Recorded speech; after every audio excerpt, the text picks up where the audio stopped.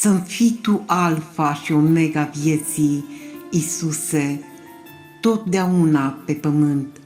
Luceafărul frumos al dimineții să-mi fie al Tău dumnezeiesc cuvânt.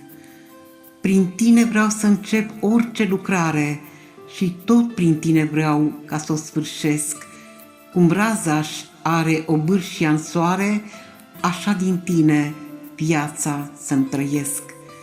Pecetea Duhului să o am în mine, în tot ce simt, gândesc și spun și fac. Boboci împărăției care vine în inimă să-i vezi cum se desfac.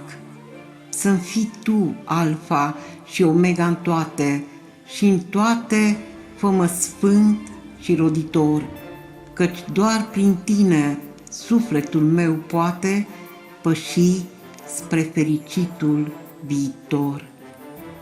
Amin.